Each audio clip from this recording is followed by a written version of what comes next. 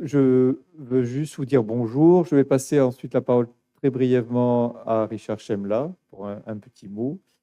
Et ensuite, on aura la conférence sur un sujet qui nous tient tous à cœur, qui me tient personnellement à cœur, sur le sujet qui est très important aujourd'hui, les campus sans tabac, pas que, pas que.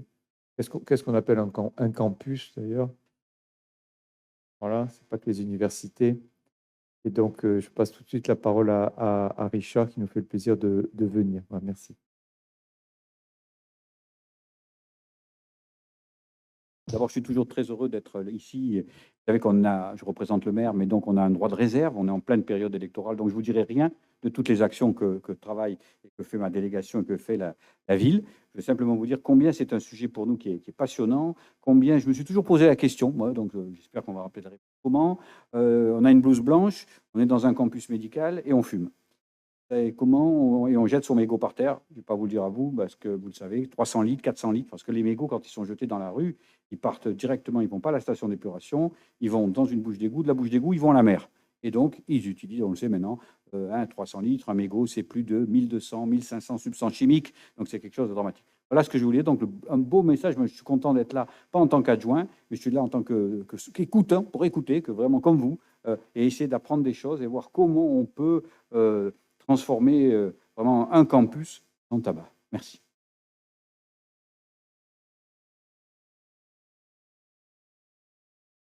Madame Galopel-Morvan, professeure à Rennes. Je remercie d'avoir traversé la France, voilà, avec quelques péripéties, puisque le train a été arrêté entre Toulon et Nice par un arbre sur la voie ferrée. Donc, c'est un long périple qui arrive jusqu'à... Voilà, et merci beaucoup d'avoir traversé la France. Sujet hautement sensible, tellement sensible qu'on voit que l'amphithéâtre est plein à craquer. Ce qui interpelle toujours, alors heureusement, la conférence est enregistrée et donc elle sera diffusée aux absents. Je pense que les addictions en France, c'est quelque chose de crucial. Tout le monde en parle, les médias, les journaux. Mais finalement, pour transformer l'essai sur ce sujet-là, c'est très difficile. Il faut aller au contact des populations, des jeunes. C'est vrai que l'action de Madame Galopel-Morvan, qui est professeure à Rennes, est capitale hein, sur ce projet qui est déployé en France, pas partout hélas, je le regrette en tout cas actuellement dans notre hôpital et dans notre université, même s'il y a des actions. Vous savez que c'est une des actions prioritaires de l'IHU en lien avec les autorités territoriales. Et donc, c'est un grand plaisir qu'on vous accueille, qu'on vous enregistre et qu'on diffusera cette information. Et évidemment, on restera en contact pour avoir des conseils sur votre expertise. Comme vous l'avez dit, l'action, finalement, il ne faut pas qu'elle soit verticale, nationale, mais qu'elle soit horizontale auprès de nos concitoyens, des jeunes, des familles et de nos décideurs locaux. Je pense que c'est très important. Merci beaucoup et je vous laisse donc la parole. Merci.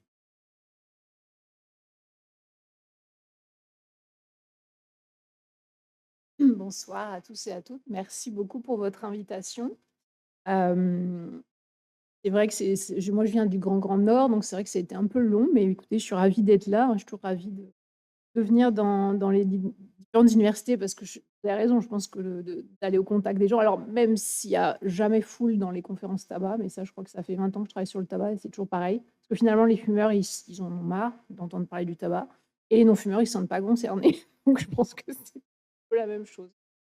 Alors, moi, je vais vous parler de l'initiative qu'on a mis en place à l'École des hautes études en santé publique. Nous, on ne forme pas les soignants, mais les directions des établissements de santé, hein, parce qu'on est l'école de formation des directeurs d'hôpitaux et des directeurs de centres médico-sociaux, entre autres. On a aussi des masters en prévention, promotion de la santé, etc. Et on a mis en place, pour la première fois, à ma connaissance, hein, en 2018, le 31 mai 2018, le jour de la journée mondiale sans tabac de l'OMS, le premier campus sans tabac en France. Et donc, depuis 8 ans, il y a beaucoup de choses qui se sont passées et notamment, on essaye d'essaimer un peu l'idée et de diffuser l'idée vers d'autres lieux d'enseignement supérieur, en attendant peut-être qu'un jour on ait un décret qui passe pour interdire, de fumer dans les hôpitaux et dans les lieux d'enseignement supérieur, ce qui est très en lien avec ce qui est passé cet été, sur les parcs, les plages et cetera et très également, logique dans le domaine des lieux sans tabac. Alors, juste pour, j'ai pas de conflit d'intérêts, les financements qu'on peut avoir sur ce projet et sur d'autres projets sont uniquement publics et donc ce projet, qui s'appelle Prodef Campus, promouvoir et développer les campus sans tabac en France est financé, par, 4 acteurs que vous pouvez voir là et je tiens en particulier à remercier l'Institut Cancer parce que c'est eux qui m'ont fait confiance au début. Je suis arrivée avec un projet sur un appel à projet. Bon voilà, hein, c'était pas si évident que ça au départ, on ne connaissait pas trop ça en France. Donc moi je travaille sur alors le tabac depuis très longtemps, mais sur la thématique des campus sans tabac, je travaille depuis, 2000, depuis le HESP 2016, puisqu'on l'a mis en place en 2018, il nous a quand même fallu 2 ans pour le mettre en place. Et au niveau de la recherche, là, c'était vraiment une implication institutionnelle en 2016 jusqu'en 2018 et ensuite au niveau de la recherche avec des premiers fonds levés, dans les années 2019, 2020. Voilà. Alors j'ai prévu une présentation en différents, temps. Déjà je suppose que si vous êtes là, c'est que vous connaissez un peu le tabac, mais je voulais quand même préciser le contexte rapidement, hein, et définir ce que c'est qu'un campus sans tabac.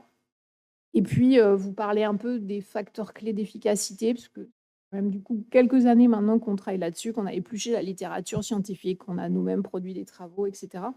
Et dans la deuxième partie de cet exposé, je vous dirai, je vous montrerai, ben, comment est-ce que ça fonctionne? Alors, il y a la littérature scientifique qui nous dit que ça fonctionne, mais ce sont essentiellement des études menées aux États-Unis où ils sont beaucoup plus en avance que nous sur ce sujet des campus sans tabac, mais on commence à avoir, quasiment toutes les évaluations là du campus sans tabac de l'EHESP et à les publier donc on est plutôt content de les présenter pour voir, ce que ça donne. Bon voilà, je vous passe très vite cette diapo, on entend souvent: «Ah oui, mais le tabac maintenant c'est bon» et même moi parmi mes collègues des fois, en santé publique à l'HESP, «Ah bah, c'est bien maintenant que tu bosses sur l'alcool», parce que je travaille aussi sur l'alcool, parce que quand même le tabac, c'est bon, hein, c'est fini. Ben non, c'est pas fini. On est encore à un pourcentage élevé, de population, qui fume, même si ça a effectivement considérablement réduit, ces dernières, années et décennies grâce notamment à la mise en place, en 2016 d'un premier plan national de lutte contre le tabac. Mais malgré tout, on a quand même environ, 25 des gens qui fument en France. Si vous comparez alors moi je travaille beaucoup avec une collègue néo-zélandaise, hein, en Nouvelle-Zélande. Ils sont, à peu près à 6-7 de fumeurs. Vous voyez qu'on a encore beaucoup de marge. Dans les pays à peu près au même niveau de richesse que le nôtre, la plupart des pays sont aujourd'hui à moins de 15. On devrait être à moins de 15 si on avait fait ce qu'il fallait. On sait précisément ce qu'il faut faire, hein, réduire la prévalence. Bon, ça veut dire, environ 75 000 décès par an, un coût aussi pour la société, hein, puisque ça coûte environ 156 milliards d'euros par an, que ce soit les traitements et cetera. On parlait tout à l'heure des méfaits environnementaux, c'est pas forcément toujours très connu, par la population. On voit beaucoup les méfaits sanitaires du tabac, mais le tabac, entraîne énormément de problèmes, bon, déjà au niveau de la fumée secondaire, passive, ça je pense que c'est connu de tout le monde, mais aussi les mégots qui polluent. C'est une des premières sources dans le monde de pollution, avec des métaux lourds, hein, qui restent dans les sols et qui polluent, les sols, de manière, très durable. Et puis, je vous passe les détails entre guillemets, hein, des milliards d'hectares de forêt qui disparaissent, des coûts logistiques, des transports et cetera, puisque tout est produit finalement, dans les pays en voie de développement comme les grandes multinationales, hein. Ils embauchent, les enfants, les gens qui sont très très peu payés. Ils rapatrient, ces produits-là qui sont donc conçus ailleurs, vers les pays plus riches. Alors, je vous disais, il y a des solutions qui existent, je ne sais pas si vous avez déjà entendu parler de la convention cadre anti-tabac de l'OMS. Si ce n'est pas le cas, je vous invite vraiment à regarder, ce qu'il y a derrière. C'est le premier traité international de santé publique. Extraordinaire de pouvoir faire la même chose sur l'alcool, et cetera, et cetera. Les pays se sont rassemblés, ils ont réussi à se mettre d'accord, voilà, et on a un traité d'une 30aine d'articles qui explique, aux pays, qui veulent réduire la prévalence, ce qu'il faut faire en se basant sur l'évidence scientifique. Il y a beaucoup alors c'est un traité qui a été, rédigé et qui est sorti en 2005, donc depuis, il y a beaucoup de pays qui se sont engagés. Alors la France l'a signé, ratifié, mais comme, voilà, comme souvent on signe, mais après ça ne suit pas forcément. Mais les pays qui l'ont ratifié, signé et qui l'ont véritablement mieux mis en place que nous, eh bien, ils sont aujourd'hui à moins de 15 de prévalence, très clairement. Donc c'est un traité qui combine des mesures d'offre, de demande, hein, ça passe par l'interdiction du marketing, bon ça en France on l'a depuis longtemps, mais aussi, les services proposés aux fumeurs pour les aider à arrêter de fumer et également les lieux sans tabac et les, campus sans tabac. Alors justement, donc dans une des mesures, c'est l'article 8 de la convention cadre anti-tabac. On a, la recommandation, bien évidemment, d'avoir des lieux sans tabac intérieurs, mais ça on ne va pas en parler, mais extérieurs également. C'est une mesure, préconisée par l'OMS, dans les hôpitaux, les parcs, les terrasses et cetera, puis, les lieux d'enseignement supérieur. Donc c'est l'article 8 de la convention cadre, anti-tabac de l'OMS pour aller, un petit peu plus loin. Donc les lieux sans tabac, les campus, sans tabac sont recommandés, dans ce traité.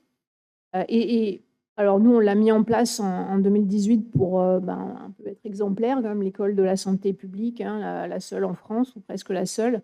Et puis parce que la prévalence, des jeunes, même si encore une fois elle baisse, elle n'est pas, non plus si basse. Je vous redonne l'exemple de ma collègue néo-zélandaise, hein, qui est donc, prof à l'université, d'Otago.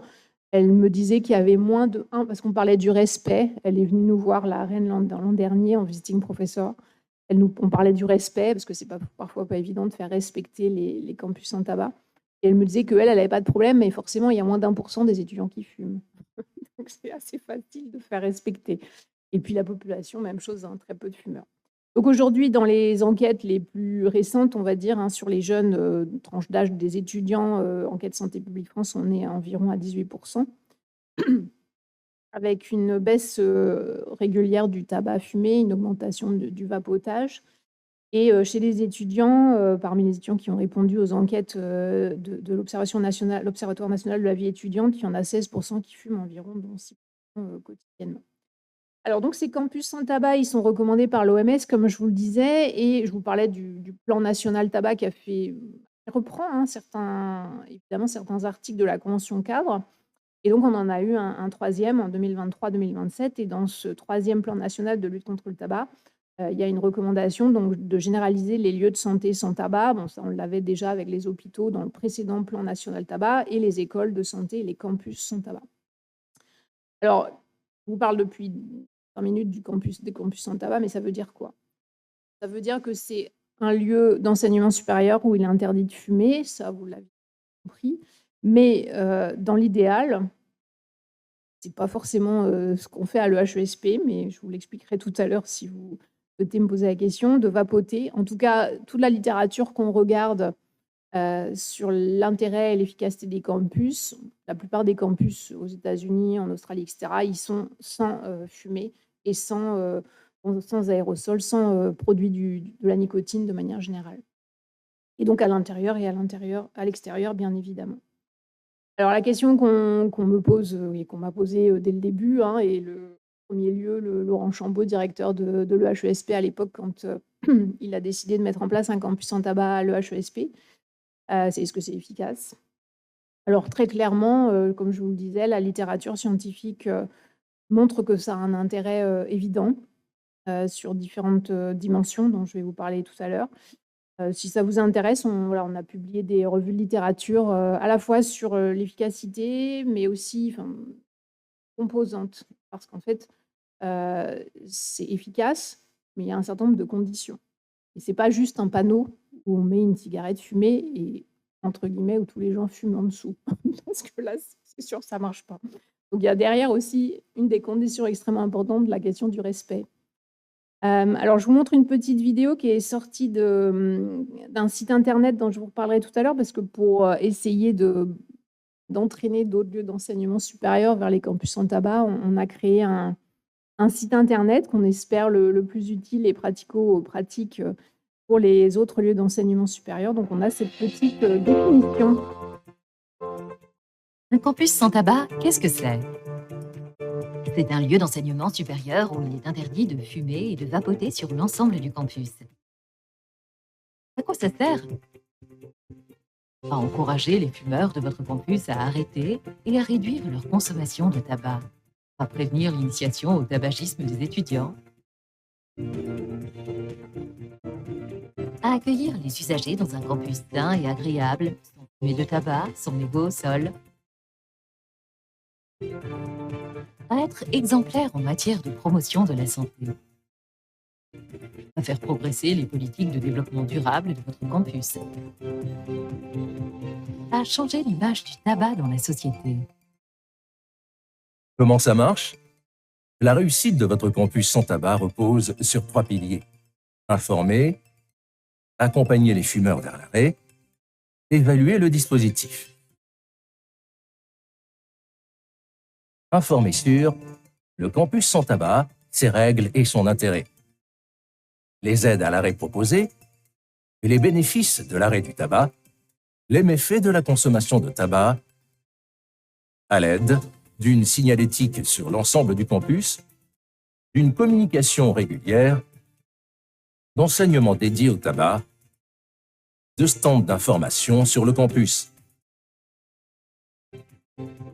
Accompagner les fumeurs vers l'arrêt, avec des consultations personnalisées avec des tabacologues, des ateliers de gestion du stress, des ambassadeurs sur le campus qui informent sur les aides à l'arrêt proposées. Évaluez votre campus sans tabac grâce à la réalisation de sondages réguliers sur l'adhésion, la connaissance du campus sans tabac et son effet sur les comportements tabagiques des usagers, la vérification du respect du campus sans tabac.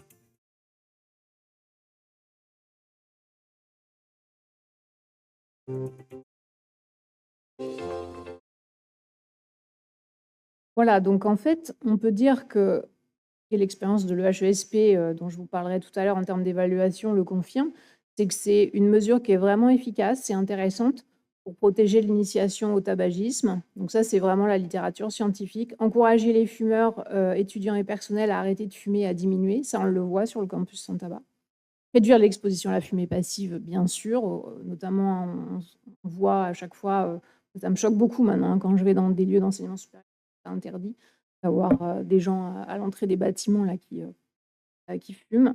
Protéger l'environnement en réduisant la pollution liée aux produits du tabac.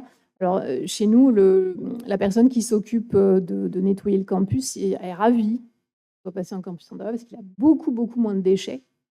Donc ça, c'est un double conséquence, ça, c'est que lui, évidemment, il passe moins de temps à ramasser les déchets partout. Et les gens sont, ça on voit aussi dans les enquêtes, que les gens sont très contents d'être sur un campus beaucoup plus propre. Évidemment, exemplarité des lieux d'enseignement supérieur, ça réduit les coûts de nettoyage, comme je vous le disais, et les risques d'incendie. Et de manière générale, bon, ça, c'est les lieux sans tabac en général, ça réduit, ça dénormalise le tabac dans la société. Alors, dans les modes d'action qu'on a identifiés dans la littérature, hein, comment on fait basculer ces comportements-là, hein, il y a plusieurs mécanismes en jeu dans la mise en place de ces lieux sans tabac et des campus sans tabac en particulier. Donc ça, c'est tiré d'une fiche sur le site Campus sans tabac où on propose aux gens des indicateurs pour évaluer leur campus sans tabac et donc en lien avec ce qui doit bouger en fait dans les mécanismes cognitifs, affectifs et comportementaux des usagers.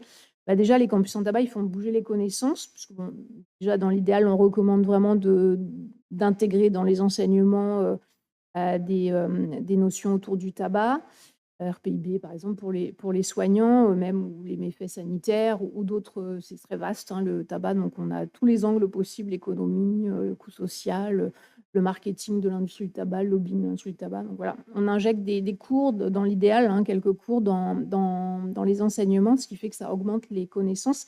Et aussi, moi je le vois vraiment clairement avec les étudiants quand on fait les présentations aux enquêtes de rentrée du campus sans tabac, aux journées de rentrée.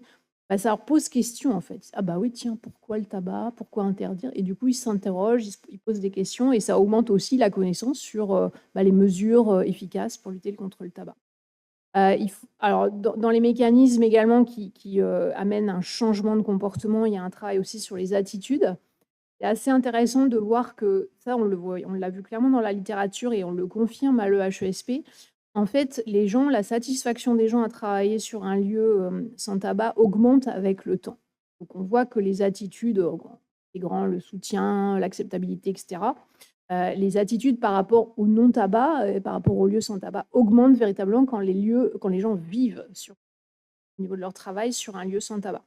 Évidemment, ça change la norme parce que moins vous voyez du monde fumer, la norme s'estompe et pour tout ça, pour avoir un impact donc sur les comportements. Alors c'est une mesure, c'est un argument qu'on utilise, assez souvent en ce moment parce que c'est très à la mode. C'est une mesure qui rentre alors je dis pas que c'est pas bien, hein, c'est bien. Ouais, il faut que ça se concrétise. C'est une mesure qui s'inscrit complètement dans les politiques de Healthy Campus ou universités promotrices de santé, qui permet, aux universités justement d'être exemplaires, d'avoir une bonne image et puis aussi de lever quelques fonds, hein. Là, en ce moment, il y a des financements qui ont été accordés pour les universités promotrices de santé. C'est très en phase. Alors, ces universités promotrices de santé, elles s'appuient sur la charte d'Okanagan, hein, qui est un guide pour les établissements d'enseignement supérieur. Ils partagent une mission commune, la santé et le bien-être des individus, des communautés et des milieux. Et puis, une université promotrice de santé ou un Healthy Campus, c'est une université qui intègre la santé dans sa culture, ses processus, ses politiques, qui aspire à créer un environnement d'apprentissage, une culture organisationnelle qui améliore la santé, le bien-être, la durabilité de sa communauté, etc. etc.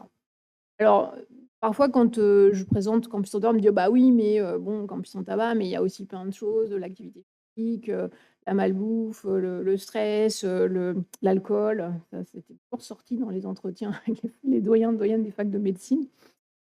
Oui, mais en fait, là, l'intérêt et nous, on le voit, à l'EHESP, c'est que c'est un peu un pied dans la porte. Vous rentrez dans une mesure qui est pas alors en plus, j'espère, avec tout ce qu'on vous propose comme outil, pas si complexe à mettre en place, même si ça prend du temps, mais je pense que vous avez tous les outils qu'il faut normalement et puis c'est quand même rentré de plus en plus dans les mœurs, hein, que d'être en lieu sans tabac. Et ça vous permet d'amorcer d'autres thématiques un peu plus complexes. Parce que l'alcool, c'est quand même plus complexe, enfin, moi je trouve. Alors peut-être c'est parce que je suis bretonne, je ne sais pas. Bon, pour obtenir ces effets, je ne vais pas le répéter, mais vous avez, bien vu que dans la petite vidéo que ça repose vraiment sur 3 piliers et c'est pas juste un panneau, d'interdiction. Alors donc il y a plusieurs conditions nécessaires et alors je dirais que les conditions absolument obligatoires et si vous n'avez pas ça, c'est juste pas la peine d'y aller parce que vous allez perdre votre temps, c'est un engagement de la direction. Et ça, je le vois bien dans certains campus qui essayent de passer en campus sans tabac, quand la direction n'est pas avec vous, mais c'est vrai sur tous les projets, hein, bah, en fait, ça débouche, mais ou pas, parce que les gens se démotivent et ça débouche mal, enfin voilà. Donc alors ça ne veut pas dire que la direction, doit passer un temps fou, hein, c'est pas du tout ça, mais qu'il y ait vraiment un message clair, que, la direction soit là pour, réduire les réticences, parce qu'il y en a forcément toujours, même s'il y en a pas tant que ça au final. Pour dire: «Bah, non, on y va, point». C'est la direction qui doit le dire. C'est pas le chargé de projet ou autre, c'est ni la directrice de la com ou le directeur de la com, c'est la direction. Et ça, moi, j'avoue que pour le coup, à l'EHESP, si ça continue à marcher au bout de 8 ans, c'est-à-dire qu'on continue à avoir un respect et un campus qui est toujours sans tabac, même s'il y a quelques, écarts. Tiens, d'ailleurs, je vous parlerai non, je vais peut-être pas le dire parce que je suis enregistrée, mais j'ai une petite anecdote, d'une, personne en formation continue qui venait de l'hôpital de Nice. Et je le dirai en off, voilà, parce que c'est pas possible de le dire en étant enregistré. Bref, et donc je disais, si ça continue à marcher à l'EHESP et quand on voit les autres campus sans tabac qui sont passés campus sans tabac, c'est parce qu'il y a vraiment un engagement de la direction. Au début, évidemment, sur l'inauguration, c'est évident, sur la com interne, c'est évident. Et puis si après, il y a des dérapages aussi, parce qu'il y en a forcément 1 ou 2, voilà, nous on en a eu 2 sur l'ensemble de la période, de gens qui récidivent, hein, voilà. Bah, il faut qu'à un moment, la direction prenne la parole. Alors la deuxième condition nécessaire, et je sais qu'on n'aime pas trop parler de ça en France, et qu'il y a beaucoup d'associations qui ne sont pas très en faveur de ce genre de discours, mais voilà, moi je vois clairement que on n'a pas le choix, c'est le respect. Et en fait, si un campus sans tabac, il n'est pas respecté, bah, tous les bénéfices dont je vous ai parlé tout à l'heure, bah, il y en a pas, évidemment. Et puis ça peut aller très vite. Nous, on est extrêmement vigilants là-dessus et moi, j'essaie de dire aux campus sans tabac qu'on accompagne de vraiment, à faire attention à ça, surtout au début, hein, parce que si ça dérape, là, c'est fini. S'il y en a quelques-uns qui dérapent, c'est fini, hein. Les gens se disent: «Bah, pourquoi moi je fais l'effort si moi, mon collègue, il le fait pas?» Donc nous, on a un système, donc ça, c'est la petite fiche qu'on propose aussi sur le site internet Campus Sans Tabac. On a un système d'ambassadeurs qui sillonnent le campus pour, informer déjà les fumeurs sur le fait qu'ils peuvent être aidés gratuitement. Alors nous, on n'est pas, on forme pas des soignants, hein, donc on fait venir une addictologue sur site une fois par semaine. Donc les étudiants, les usagers, peuvent avoir une consultation gratuite. Et puis, si ça suffit pas, c'est la direction, qui prend le relais justement, avec des systèmes, par étapes, hein, donc pour, avoir au final, un avertissement si la personne, ne respecte pas le campus sans tabac. Donc on l'a mis dans notre règlement intérieur. C'est vraiment un point important pour, optimiser le respect. Et ça peut aller, hein, si bon, sur les 2 cas de récidive qu'on a pu avoir en 8 ans, ça a été jusqu'à un entretien avec la DRH pour expliquer à quoi, s'exposent les gens. Alors en plus, chez nous, enfin, en tout cas certains, les étudiants, ils sont des élèves fonctionnaires, donc ça reste dans leur dossier. Vraiment l'idéal, hein, et puis là, peut-être un focus aussi sur les étudiants en santé, mais je suppose que vous le faites déjà, c'est, la formation au RPIB. Pour injecter, le tabac dans les formations et puis, pour aussi, ça leur servira aussi pour leur futur métier. Donc je ne sais pas si vous connaissez cette, formation qui est totalement gratuite et qui a été évaluée avec 96 des formés qui se déclarent satisfaits. C'est une formation qui s'appelle FAST, qui a été mise en place par des collègues de Nancy, de l'université de Nancy et qui vise vraiment à renforcer les compétences des professionnels de santé dans l'accompagnement au sevrage tabagique. Donc n'hésitez pas à y avoir recours. Enfin, je sais pas, c'est pas très connu, donc je me permets d'en parler parce qu'elle est vraiment bien. Voilà, alors pour des éléments de contexte. Donc 2e, étape, comme je vous le disais, un petit peu un état des lieux, de ce qui se passe en France, même s'il y a peut-être des choses qui nous ont échappé, mais vu qu'on est aujourd'hui avec le financement là, du fonds de lutte, le référent national, Campus Sans Tabac, on a créé une base de données, qu'on renseigne avec les assos, avec les lieux d'enseignement supérieur avec qui on est en contact, avec le ministère de l'Enseignement supérieur aussi, bien sûr, avec qui on est en contact et le ministère de la Santé. Donc état des lieux et puis efficacité de ce premier campus sans tabac du Grand Nord, dont je vous parle, depuis tout à l'heure. Alors là, vous n'aurez plus de prétexte, parce que si ça marche dans le Grand Nord, il pleut tout le temps et que malgré tout les fumeurs, ils respectent, là, dans le Grand Sud, c'est bon. Cette contrainte, de la pluie, ou moins en tout cas. Quoi qu'il paraît qu'il pleut beaucoup chez vous. Alors, très peu de campus sans tabac en France par rapport à d'autres pays. Alors, je dis pas les autres pays en général, mais c'est les campus sans tabac, et donc intégrant, hein, l'e-cigarette dans les pays anglo-saxons, c'est quelque chose qui est très courant. Plus de la moitié dans certains pays, des campus, voire 100 Nouvelle-Zélande, hein, c'est 100. C'est un tout petit pays, hein, mais en Australie, et je pense que depuis, ça a dû augmenter quasiment 100 aussi des lieux d'enseignement supérieur sont sans tabac. Donc je vous le disais, à l'EHESP, on était le premier en 2018, donc un peu de retard quand même, hein. Et puis aujourd'hui, donc dans notre base de données, nationale, là, on a recensé, allez, on va dire, une quarantaine de lieux d'enseignement supérieur dont vous faites partie d'ailleurs, je vous ai mis en jaune. Qui sont en campus sans tabac, on aimerait bien, mais pas encore, mais en tout cas qui s'engagent dans la démarche, qui ont montré une volonté de s'engager dans la démarche, ou alors qui sont passés déjà campus sans tabac. On en recense 4, dont c'est essentiellement des facultés de médecine. Il y a des lieux d'enseignement supérieur non santé qui s'engagent aussi, des écoles de commerce. C'est plus simple entre guillemets pour elles parce qu'elles ont des financements propres, je pense, pour mettre en place leur campus sans tabac. Et donc là, dans cette liste, il y a des gens qui sont passés effectivement en campus sans tabac. Alors, j'ai oublié de le mettre en vert. Et d'autres qui ont eu des financements en cours de mettre en place et d'autres qui sont en réflexion, motivés, mais qui n'ont pas encore eu de financement ou autre. Alors sur la question de peut-être combien de temps ça prend, bah, écoutez, ça peut être relativement rapide. Là, je sais que juste en face de chez nous, il y a eu le campus santé de Rennes, de l'université de Rennes, qui est passé en campus sans tabac le 1er septembre 2025. Ils ont mis 1 an et demi. Et ils ont embauché un chargé de projet à plein temps. Par contre, ils avaient eu un financement avec l'ARS. Alors là, n'hésitez pas, parce que les ARS vont financer, vu que c'est dans le plan de lutte contre le tabac, hein, vont financer des campus sans tabac et en particulier des campus santé. On est en contact aussi avec tous les ARS pour voir un peu qui finance, etc. Et dans votre région, l'ARS PACA est extrêmement, extrêmement motivée. La personne qui s'occupe de ce sujet est extrêmement motivée pour développer les campus sans tabac en région PACA. Alors, on a vu un peu les bénéfices généraux, enfin l'impact et l'efficacité des campus sans tabac à l'international avec la littérature en particulier, mais dans des pays souvent où la prévalence est bien plus basse que chez nous et où les politiques anti-tabac sont plus engagées que chez nous, en tout cas au moment où les enquêtes avaient été réalisées. Donc, je vais vous présenter les résultats qu'on a obtenus. Là, on a 2 doctorats qui ont été soutenus sur le campus sans tabac, dont un sur l'évaluation de HESP campus sans tabac. Vous me poserez des questions si vous le souhaitez, mais je ne voulais pas passer trop de temps là-dessus, hein. On a mis en place une évaluation par méthodologie mixte. On a fait des enquêtes quanti à la rentrée. On a fait des enquêtes quanti à la sortie des formations.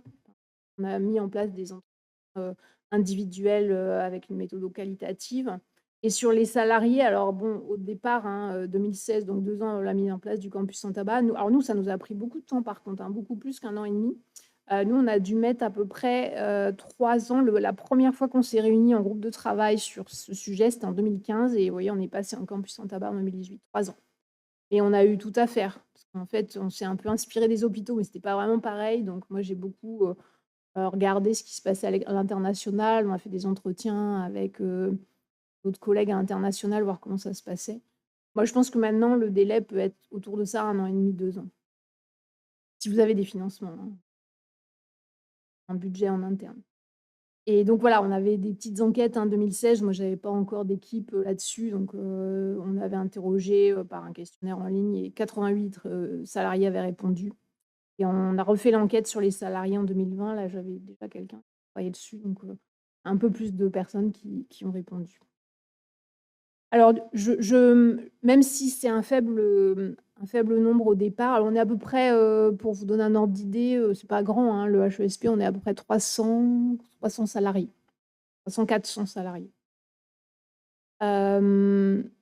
Juste pour vous montrer qu'en fait, au départ, c'est comme toujours, hein, les changements, c'est compliqué. Donc les pourcentages de gens pas très favorables sont assez faibles. Alors, c'est moins vrai aujourd'hui parce que là, je vous parle de ça, vous savez, c'était il y a 10 ans, hein. Depuis 10 ans, il y a de plus en plus de lieux sans tabac, etc. Donc les gens sont de plus en plus favorables à ces dispositifs. Mais il y a 10 ans, on avait 37,5% des gens qui n'étaient pas du tout favorables dans l'enquête qu'on a pu faire. Et en 2020, 2 ans après la mise en place du campus sans tabac de l'HESP, qui est respecté, je répète, sinon on n'aurait pas eu ça, 2,3%. En fait, on le voit systématiquement dans la littérature internationale, dans les enquêtes qu'on fait. Donc, on n'a fait que ça en salariés. Je pense qu'on va en refaire une autre bientôt. Et au niveau des étudiants également, c'est extrêmement flagrant. On a une augmentation du soutien et au fur et à mesure que les gens restent et au fur et à mesure que les années passent, probablement du fait de la baisse de la prévalence sur les jeunes notamment.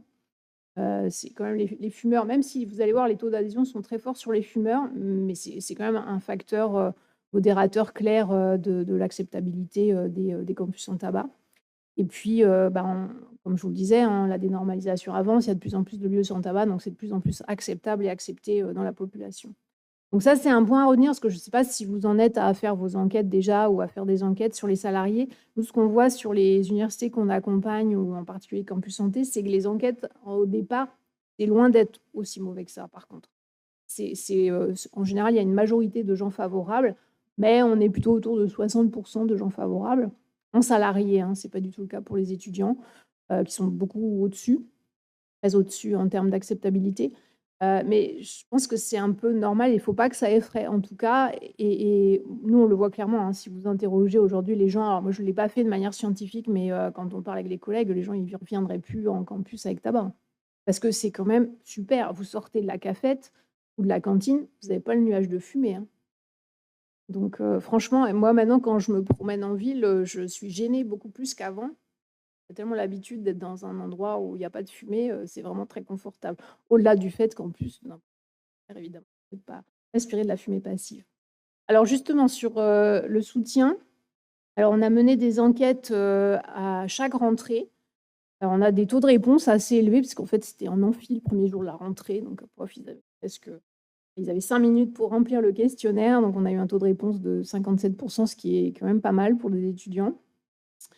Avec plus de 2 500 répondants, donc 96,7%, je vais y arriver, sont favorables au campus sans tabac, dont 91,4% des fumeurs.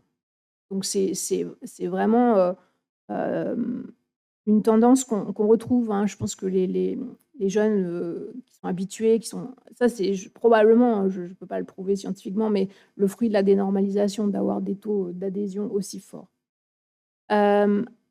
Impact sur les comportements.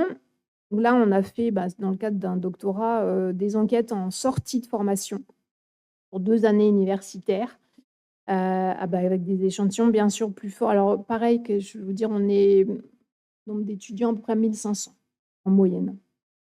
68 fumeurs, ont répondu, on est passé dans les salles et tout et 394 non-fumeurs. Donc là, le taux de réponse est plus faible, hein, malheureusement. Donc 23,5% des fumeurs, alors du coup, fin de cursus, hein, ils sont restés à l'EHESP. 23,5% des fumeurs nous ont dit qu'ils ont essayé d'arrêter. Alors, ils sont toujours fumeurs, donc ils ne sont pas réussis, mais que le campus sans tabac les a aidés à faire ces tentatives d'arrêt. Et 36,8% des fumeurs ont diminué leur consommation tabagique depuis qu'ils sont à l'école. Et sur les non-fumeurs, donc dans les non-fumeurs, il y en a qui étaient non-fumeurs avant, mais aussi des fumeurs qui sont passés non-fumeurs. Il y en a 40,3% qui nous ont déclaré avoir arrêté ou sont restés non-fumeurs grâce au campus sans tabac. Alors pour éclairer un peu ça, on a fait des entretiens individuels en 2024. Donc on a interrogé les fumeurs, alors pas les salariés, hein, je ne vous disais pas encore, vraiment ces enquêtes dans les futures années, mais les étudiants. Donc c'était le mois de mai-juin, donc après nous on n'a pas forcément des rentrées en septembre, on a des rentrées en septembre pour les étudiants master et en janvier pour les élèves fonctionnaires. Donc ils étaient à mi-parcours ou en fin de parcours, ça dépendait.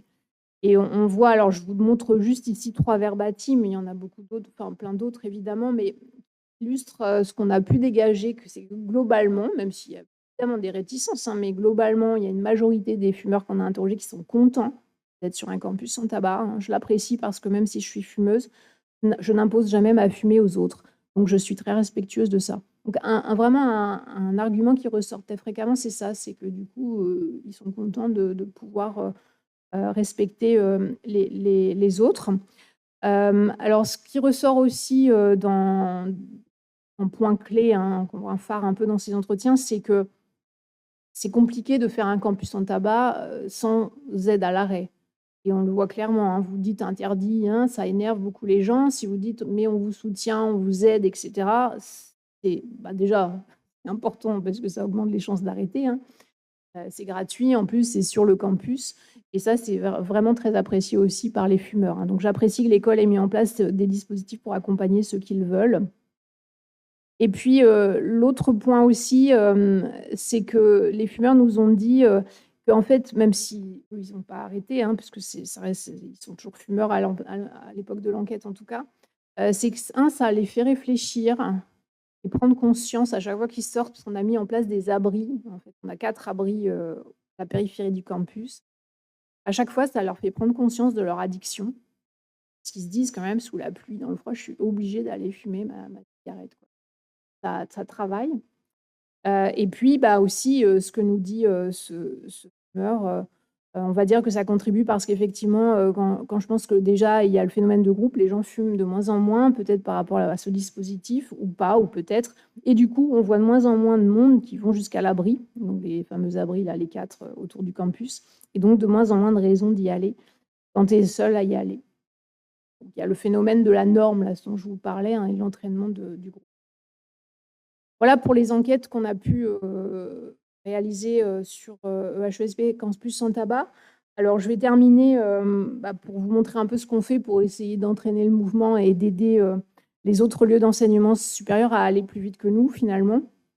Donc, là, c'est un financement qu'on a pu avoir récemment avec le Fonds de lutte contre les addictions, où on essaye d'entraîner d'autres facultés avec la mise en place d'un site internet qui va s'enrichir, hein, mais qui est très complet déjà, vous permet d'avoir de très bonnes bases pour pouvoir vous lancer. Donc, c'est un site qui vous propose de lancer votre campus sans tabac en 4 étapes, hein, réfléchir, préparer, déployer, pérenniser. Il y a des fiches pratiques qui répondent probablement à toutes vos questions. Il y en a une qui manque, mais on est en train de la construire sur la question du vapotage. Mais voilà, des arguments en interne pour convaincre. Comment on fait pour installer un comité de pilotage? Quel budget il faut prévoir? Si je veux faire des enquêtes, et ça je vous le recommande beaucoup, avant de mettre en place le campus sans tabac, quel questionnaire? On vous propose un questionnaire tout prêt. Comment je fais pour optimiser les chances que le campus sans tabac soit respecté, etc., etc. Donc on a 16 fiches pratiques de ce type, basées à la fois sur la littérature scientifique et aussi notre expérience. Donc moi je suis experte sur les enquêtes, hein, c'est ce que je fais, c'est mon métier. Donc voilà, on a construit aussi des questionnaires en lien avec notre expertise. Voilà à quoi ça ressemble, nos fiches. On vous met aussi à disposition, si vous le souhaitez, et ça, c'était suite à l'enquête qu'on a pu réaliser avec les doyens-doyennes des campus sans tabac en France, des outils de communication parce qu'en fonction des universités, en fonction des campus santé, en fait, vous êtes plus ou moins bien accompagnés ou bien, alors que ce soit au niveau du personnel ou au niveau financier, par la com.